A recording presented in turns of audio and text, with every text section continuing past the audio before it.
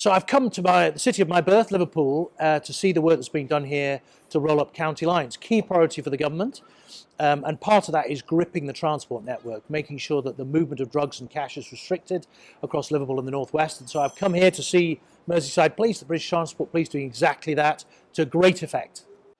So over the last 3 or 4 years, we have seen the growth of this county lines phenomenon across the whole of the United Kingdom, affecting smaller towns and villages in rural areas that previously hadn't seen the kind of violence and trade associated with the drugs industry, which sadly had too often afflicted urban areas. So yes, it's an enormous problem, and that's why we're working so hard with some of these forces like Merseyside to crack down on it as much as we can.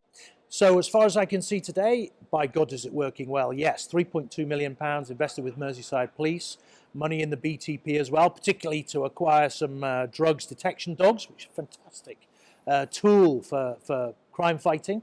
And talking to the officers here today, the best test I find of a crime policy is whether the police feel as if they're making progress. And the enthusiasm we've seen today from the cops is fantastic and shows me there's money well spent. So we definitely see that the money for the pilot is around enforcement and the restriction of organised criminals to conduct their trade, by gripping the transport network, closing the lines, making it hard for them to launder the money.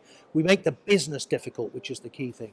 But it's absolutely true that there is a safeguarding issue here as well. There are lots of vulnerable people who are exploited in this trade and are utilised by these gangs for drug movement and dealing in the most disgraceful way. And so looking at the two sides, the safeguarding as well as the enforcement, will be the key to success.